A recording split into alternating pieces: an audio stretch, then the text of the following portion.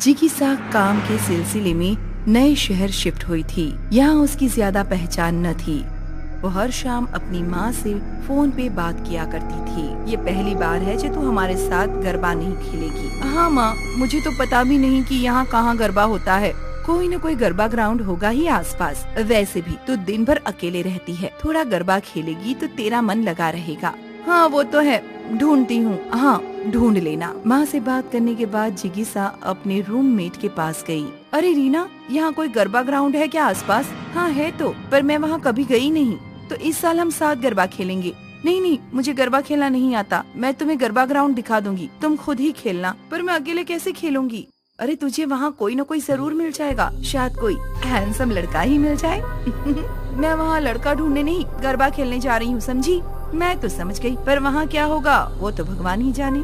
नवरात्रि की पहली रात रीना जिगीसा को गरबा ग्राउंड ले गई। ये रहा तुम्हारा गरबा ग्राउंड, अब मैं चली। इससे पहले कि जिगीसा रीना को रोकती, वो वहाँ से 9-2-11 हो गई। जिगीसा गरबा ग्राउंड में गई तो देखा कि कुछ औरतें वहाँ गरबा खेल रही हैं। जिगीसा ने उस ग्रुप को ज्वाइन कर लिया और वो भी उनके साथ खेलने लगी। जिगीसा खूबसूरत थी और शायद इसीलिए दूर खड़े लड़कों का ध्यान उसकी ओर आकर्षित हुआ। भाई वो देख, अरे भाई क्या नाच रही है। वो लड़की एकटक जिगीसा को देखने लगी। गरबा खत्म होने के बाद जब जिगीसा अपने घर आने लगी तो उसमें से एक ने जिगीसा का पीछा किया। जिगीसा इस बात से अनजान थी। जिगीसा अपने घर के अंदर गई। मैडम, खेल लिया गरबा? अरे काश तू भी मेरे साथ होती। तू नहीं जानती कि कितना मजा आया। तूने एंजॉय किया ना, बस काफी है। वैसे भी मुझे नाचने गाने का कोई शौक नहीं है, पर एक बार तो गरबा खेल मेरे साथ। नहीं नहीं मेरी माँ, मुझे बख्श दे। चल ठीक है, गरबा खेल के मेरे पेट में चूहे दौड़ रहे हैं। अच्छा है मैंने खाना बना लिया है, चल खाते हैं।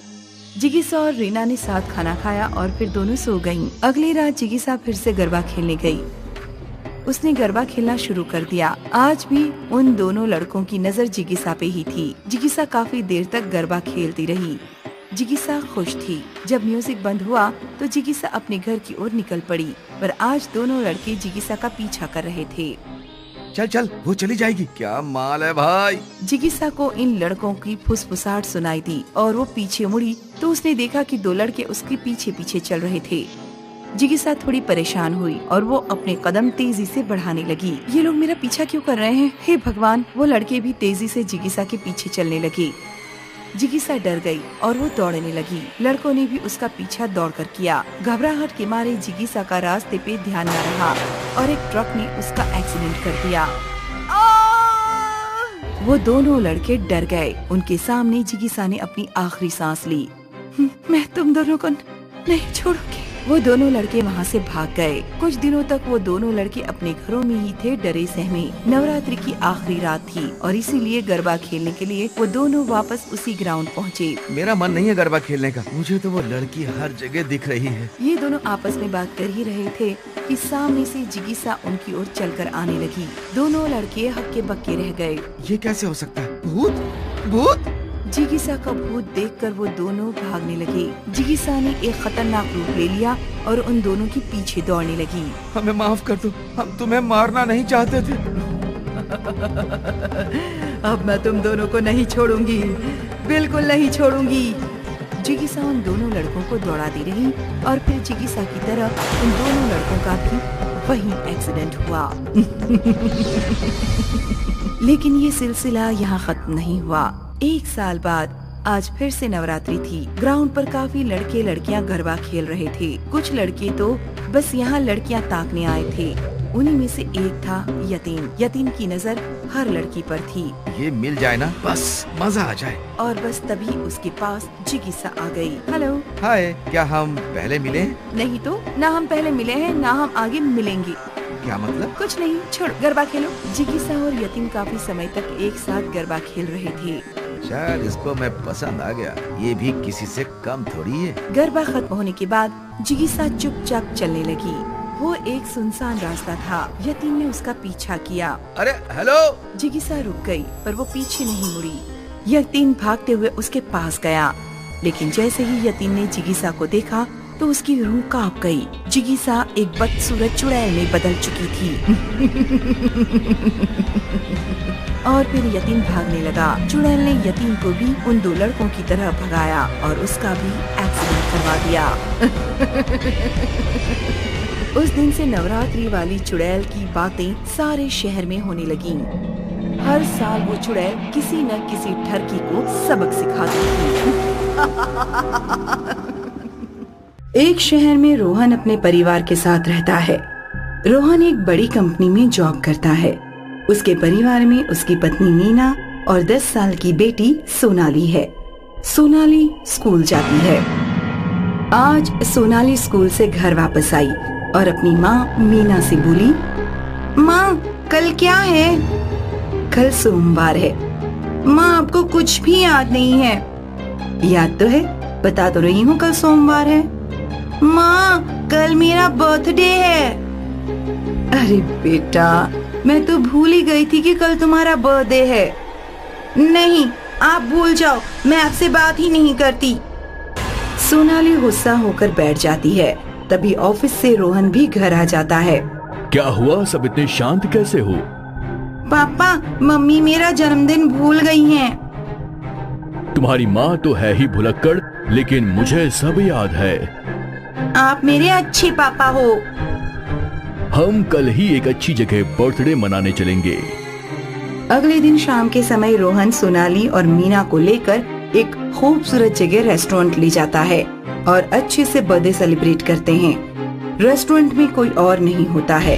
तभी एक महिला हाथ में केक लेकर आती है। साहब, बेटी के लिए ये केक ले लो, बहुत अच्छा रहेगा।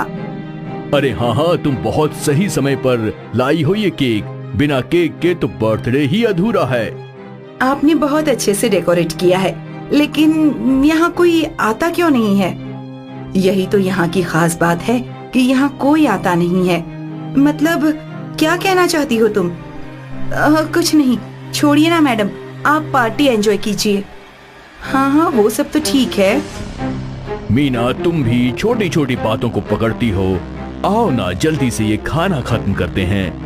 रोहन, ना जाने क्यों मुझे ये जगह बड़ी अजीब सी लग रही है। महिला की पीठ फेरी होती है और वो ये बात सुन लेती है। महिला धीरे धीरे मुस्कुराती है।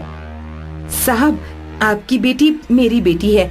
मैं चाहती हूँ कि बिटिया का जन्मदिन अच्छे से मनाया जाए, तो मैं सारा इंतजाम कर देती हूँ। हाँ हाँ ठीक है, तुम सब अच्छे से कर दो और पैसों की चिंता मत करना।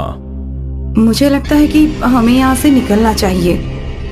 तुम भी अजीब बात करती हो। अब ऑर्डर देने के बाद ऐसे उठकर जाना अच्छा लगता है क्या? मेरे लिए न सही, अपनी बेटी के लिए ही यहाँ से निकल लो। ठीक है, अगर तुम नहीं मानती हो तो यहाँ से चलते हैं। पापा, ये जगह मुझे बहुत शांति दे रही है और ये आंटी भी बहुत अच्छी है। मैं तो अपना बर्थडे यहीं सेलिब्रेट करके जाऊंगी। मुझे लगता है कि हमें सोनाली के लिए रुक जाना चाहिए। तीनों वहाँ बैठकर उस महिला का इंतजार करते रहते हैं। कुछ देर में वहाँ महिला वापस आती है और बहुत सारे गुब्बारे और बहुत सारे केक लाती है। साथ में म्यूजिक भी बजा देती है, लेकिन म्यूजिक में वो भूत की आवाज बजाती है जिसमें कोई चुड़ैल रो रही है और देखते ही देखते सारे केक मांस के टुकड़ों में बदल जाते हैं। अरे ये क्या है? तुम ये क्यों बजा रही हो? और ये केक मांस कैसे बन गया? ये मेरी यहाँ की स्पेशल दावत है। महिला भी चुड़ैल बन जाती है और बहुत डरावनी आवाजें निकालने लगती है। ये देखकर सब सहम जाते हैं और एक दूसरे को गले लगा लेते हैं और चुड़ैल के आगे बचने की गुहार लगाते हैं, लेकिन चुड़ैल उनकी कोई बात नहीं सुनती। प्लीज प्लीज हमें जाने दो, हमें छोड़ दो, जाने दो। मेरी छोटी बच्ची है, उसको कुछ मत करना प्लीज। नहीं, कोई नहीं बचेगा। आज मैं किसी को नहीं छोड़ूंगी।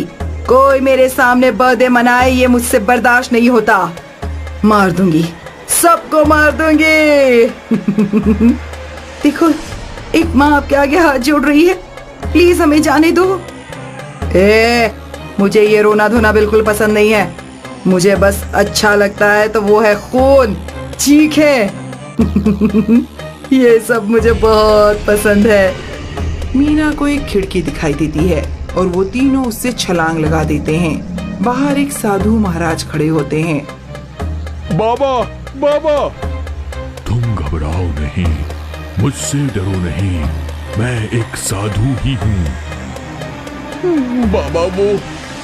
मैं सब जानता हूँ, लेकिन तुम घबराओ नहीं, क्योंकि वो यहाँ नहीं आने वाली है। क्यों बाबा?